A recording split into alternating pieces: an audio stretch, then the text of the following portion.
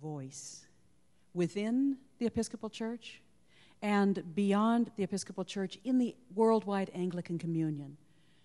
He or she will meet routinely in a number of different settings, and they are the voice of the Episcopal Church present in those conversations. So it matters both within the Episcopal Church and within the Anglican Communion who we select. And we'll get to know Michael Curry right now.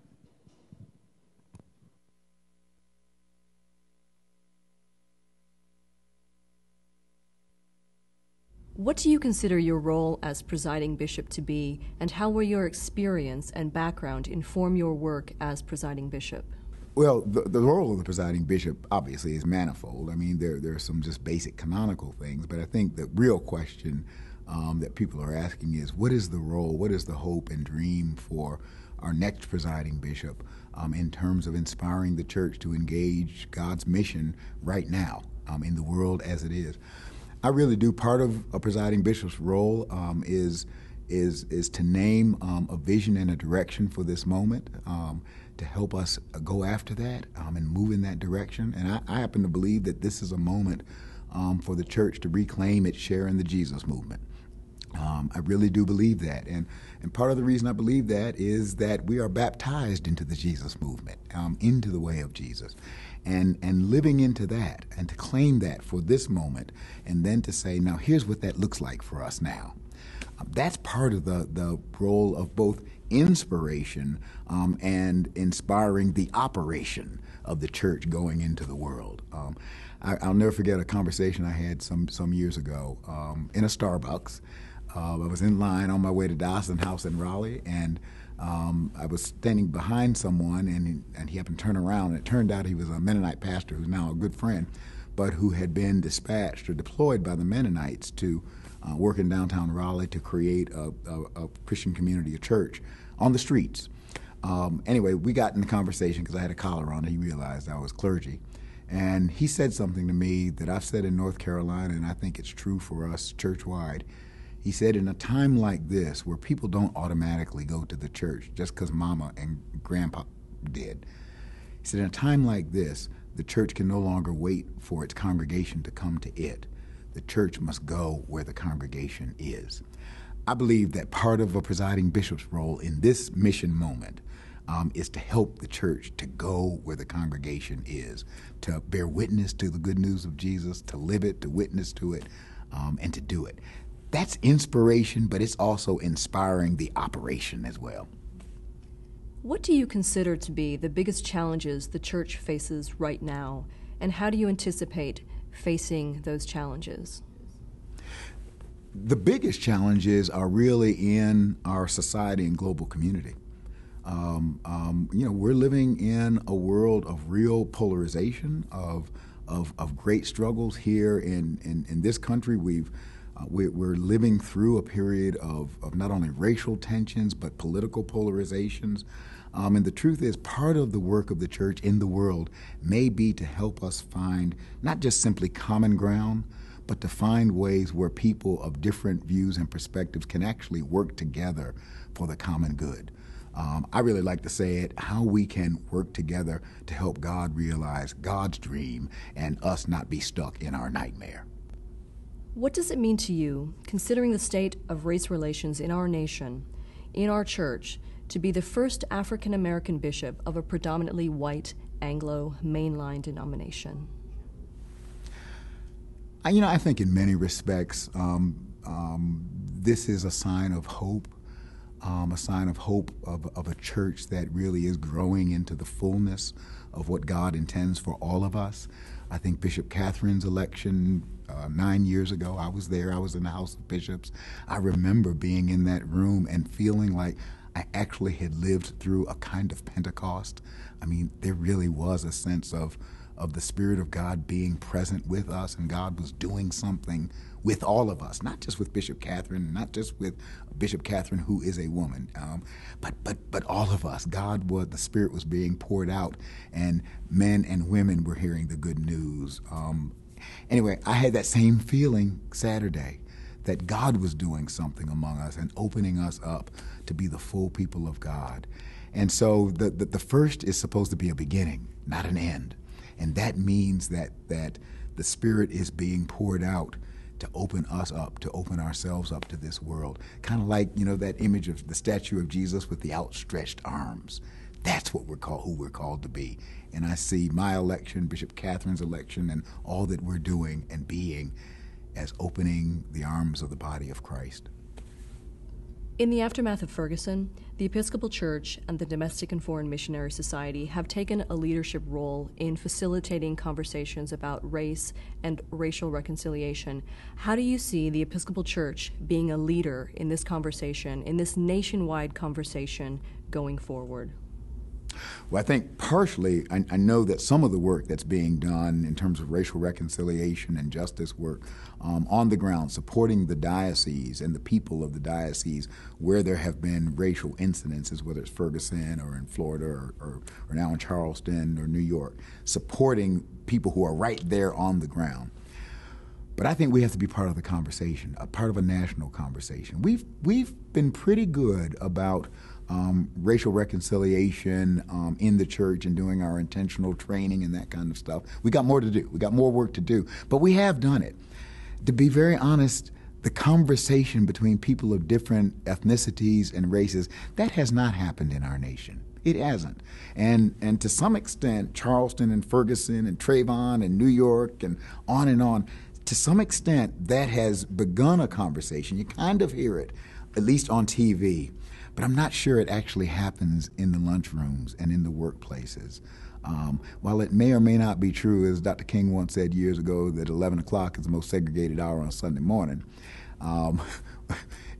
it may well be true that after the workday ends, our culture resegregates. Everybody goes back to their tribes. And the truth is, we've got to figure out a way for the tribes to come together and be in conversation with each other. Part of the dilemma is we don't know each other. We don't know each other.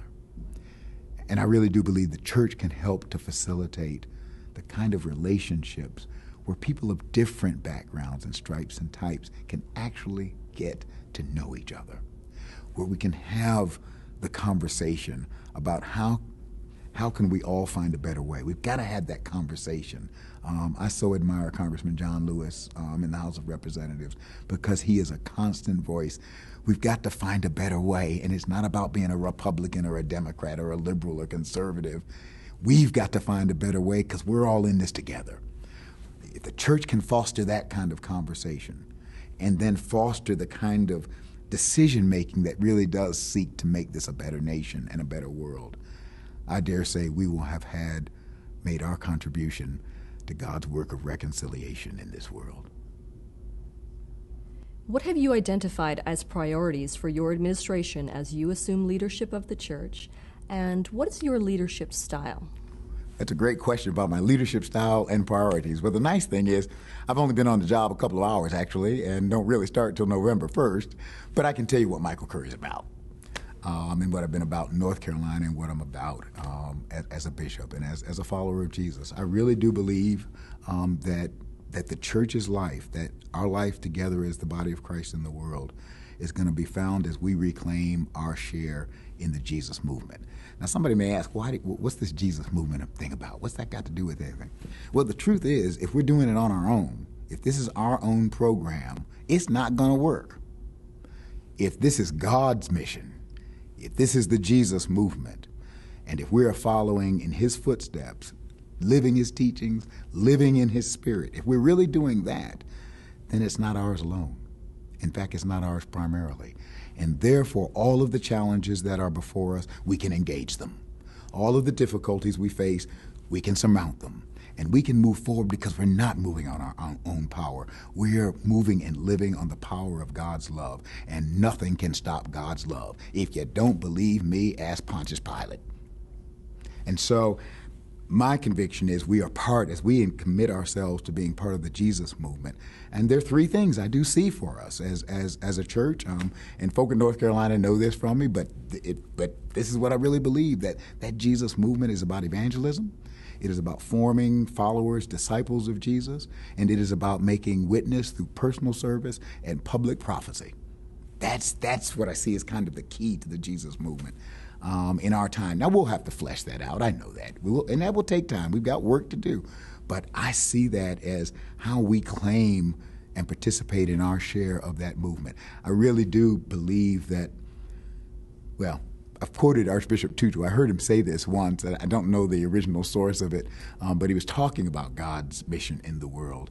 And the way he said it, if I remember correctly, is that by himself, God won't. By ourselves, we can't.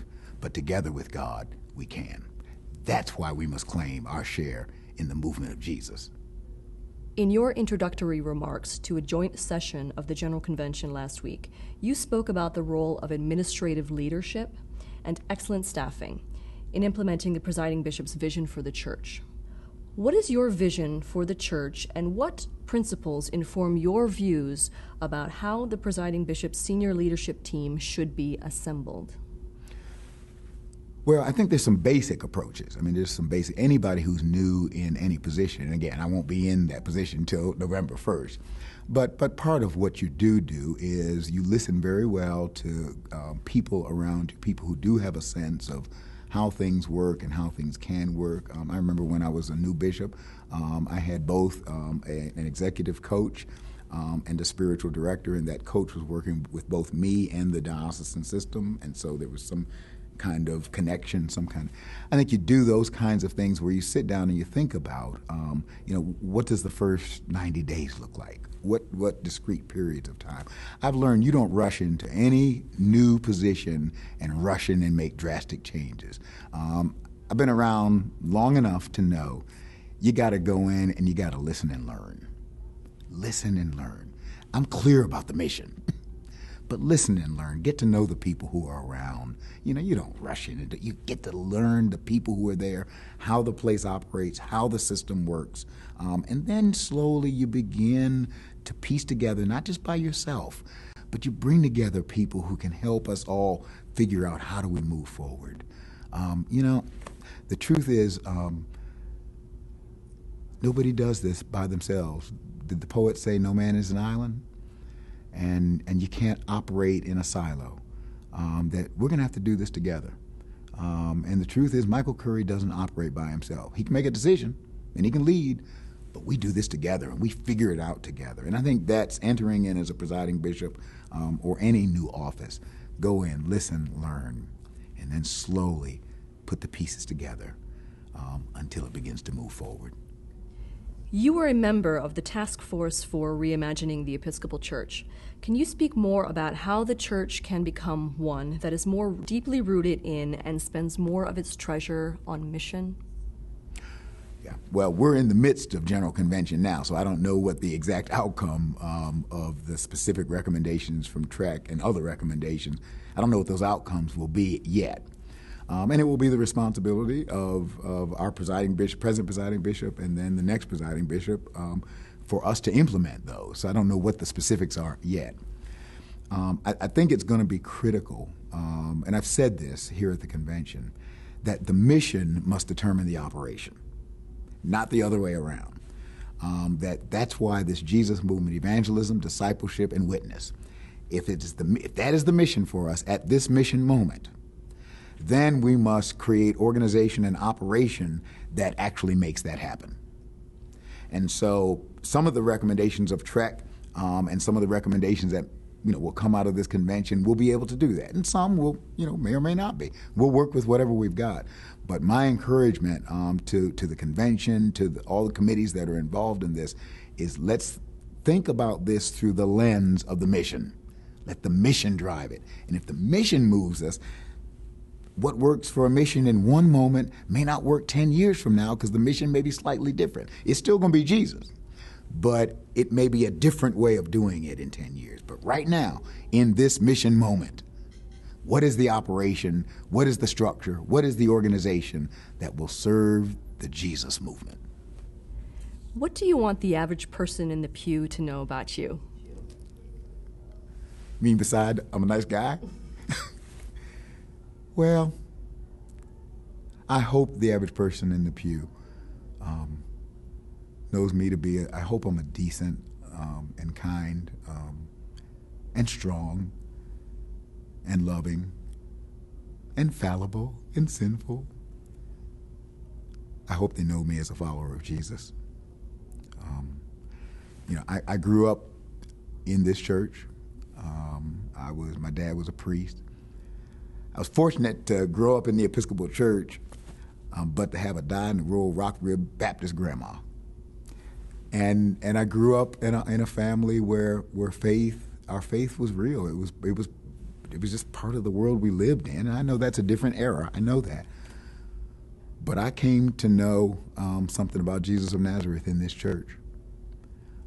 And I believe in that Jesus, and I believe in this church. This is a good church. And we got challenges ahead of us. But like my grandma used to say, we got a good God, too. And I think as Bishop Barbara Harris likes to say often, the God behind you is greater than any problem ahead of you. And I believe that. And so I kind of hope people will know that about me, that I believe that. The God behind us is greater than any problem ahead of us. As a primate of the Anglican Communion, given the difficult relations over the last few years, how do you see those relationships shaping up going forward? I will participate fully. I look forward to being part as the Archbishop of Canterbury gathers us in various ways, or as we work together in various ways. I look forward to being a part of that. A lot of our relationships, the Anglican Communion is as much relationship as it is structure and organization. It really is a network of relationships that have historical roots, but actually have missional roots. That what really binds us together is that we are followers of Jesus in the Anglican way.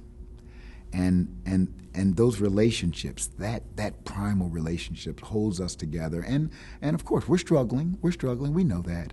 But I really do believe that we can continue to work together in partnerships that help to serve God's mission in this world by joining together to help so that children don't go to bed hungry, to help so that people have water, to help so that education is available to help so that women can support their families. I mean, we've got some work to do. I really believe we got some Jesus work to do.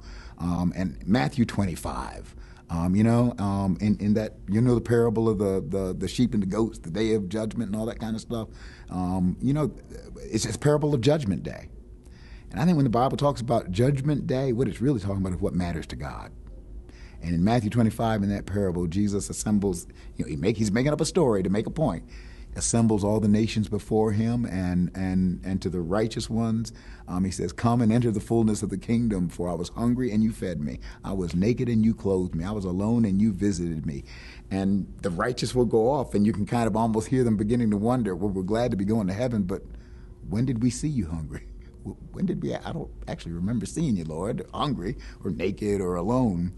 And what does Jesus say? Whenever you did it to the least of these who are members of my family, you've done it to me. That's what Jesus said. And that's where we have common ground, to do it to the least, the lost, the last, the lonely, the left out. This world is crying for us, and it needs us. And the Anglican Communion is one way that God uses us together to really make this a better world. So I'm ready to go to work. Ready to go to work.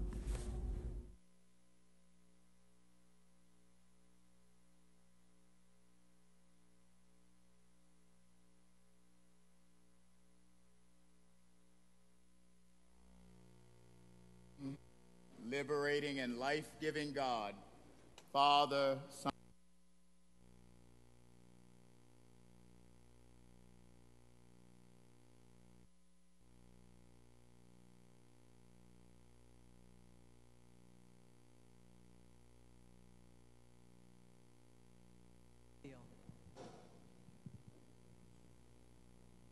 That was really the first I'd listened to him.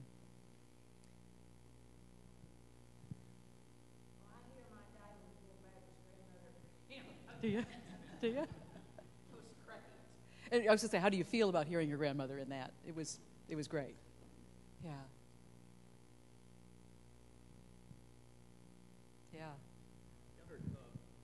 On that point, what I really liked on that point was if he grew up with that, then he's going to do really well within the Anglican Communion because of all the differences, finding common ground of the differences in that group, yeah.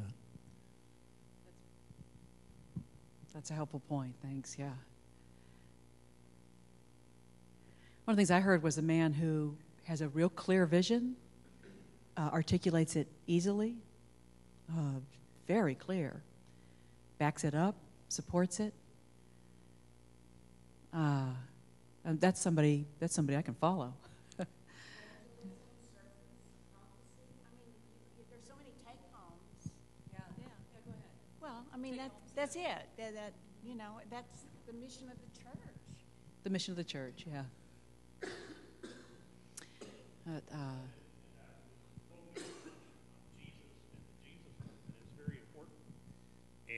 And I'll just say he visited St. Philip's in Tucson several years ago, and that was wonderful. But you should hear him preach. And there is a video of him preaching at a general convention, which you can go out and find on the Episcopal News Service as well. And I haven't listened to that one, but it's really, I mean, I think he's got the great sort of the vision part of it, the whole. You need to make sure you know where you're going and do what you need to do to get there rather than figure out what you're good at and then go in that direction. So it's more about, you have to figure out the mission before you put it together. Yeah, mission driven.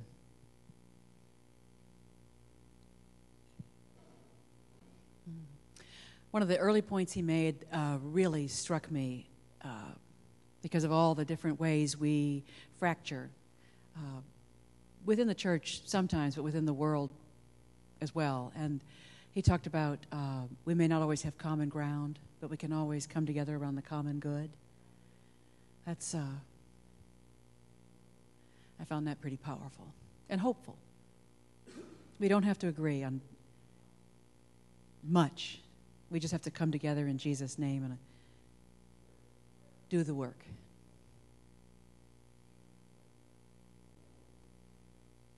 How does it leave you feeling? Yes. Let me picture this to you. Well, that's all right. I would recommend, if anybody has not looked at the work that the Episcopal Relief and Development Fund has been doing. Lately, they've been doing a big project on asset mapping within the Episcopal Church. And by assets, it's things that build communities and strengthen communities. And I won't go into it in a lot of detail, but I've been following it. It's really fascinating. And some of what he was saying about the mission of the church and putting that mission to work is something that they're kind of working on. And you can easily look up that project. But within communities, they are really digging into what are the Episcopal assets in the community that can strengthen in terms of food banks and church resources and things like that. So look it up.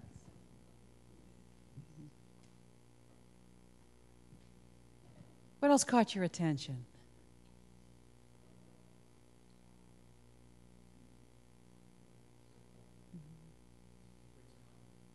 Great smile. Yeah, great smile. Yeah. He really seems like a person who can build bridges and create that common ground, which is so needed in this time of, he talked about the polarization. Most people don't name that, but he really named it and said it's about something higher than that. And so it was beautiful, very inspiring.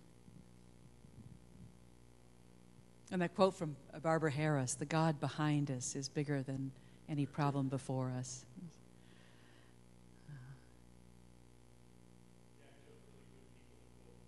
Yeah, he did. Yeah. He keeps good company. Yeah. What was the Tutu quote? Let's see. I think it was something like, God alone won't, we alone can't, but us together will, or can and will, yeah.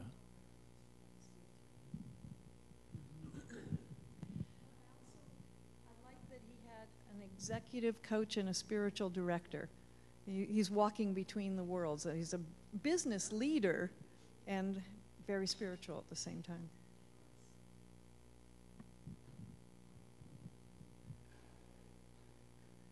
And I love the way he described himself. You know, he clearly didn't expect that question. who are you to us? And leading with some strength, but then immediately getting to fallible, sinful, and then beyond that, a follower of Christ.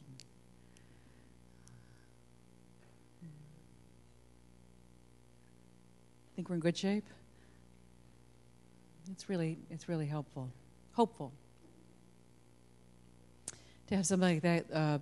It's the vision again. It's the health that can come out of a really clear vision, isn't it? I mean, he's right. The mission is there. The organization falls in place around it, and what we do supports that. And that's why I think I appreciate his clarity and his ability to articulate so well his conviction, his sense of mission.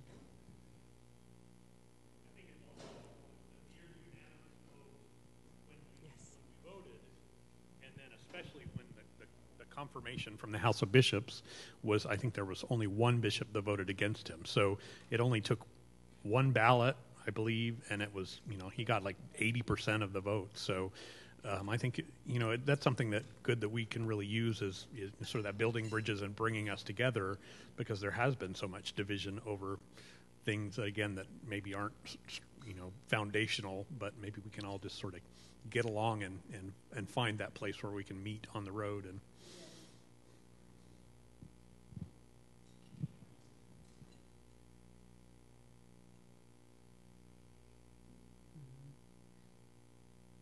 that comment about bringing up things that people we don't always talk about, we don't always name, building bridges. And how was it he put it, that everything belongs? Because we are who we are, all conversations belong. How did he put that? I don't know. Anybody else remember that better?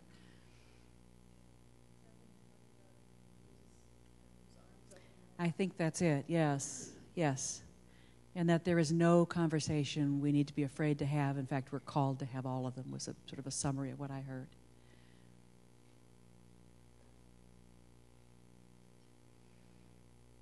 Well, I'm grateful. I'm looking forward to the next 9 years. And thanks for the conversation.